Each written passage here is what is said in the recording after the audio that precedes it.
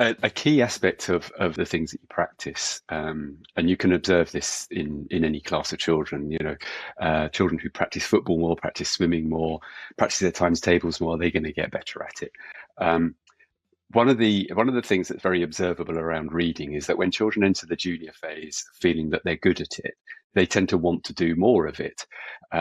And what this means is that the gap between the able readers and the struggling readers just keeps opening and opening and opening, because everyone's getting teaching, and in many instances the struggling readers are getting more teaching. But the children who feel that they're good at reading, they're doing more practice, so they're constantly moving forward. Every time they practice, they're kind of getting a sort of self-taught lesson in reading.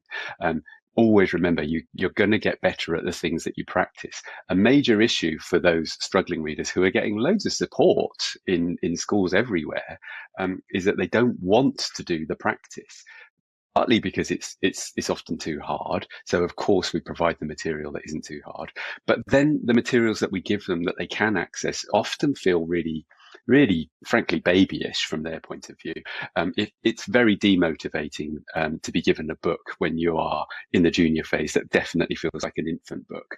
A big thing that's really shiny and is so skinny that it's got staples down the spine. I'm a really big fan of these Readerful books, Readerful Rise books. They are, even at the simplest levels, they've got a spine. They've achieved that through having a sort of two-in-one approach to the text, and they fill it with jokes and other feature pages.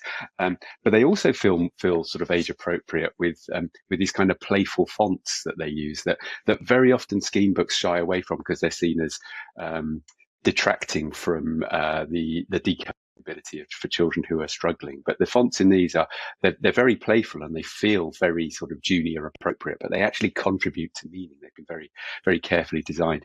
So the two crucial things that we have to remember with struggling readers is that we have to motivate them to want to read, and the flip side of that is that we have to do everything that we can to not demotivate them by embarrassing them with the reading material.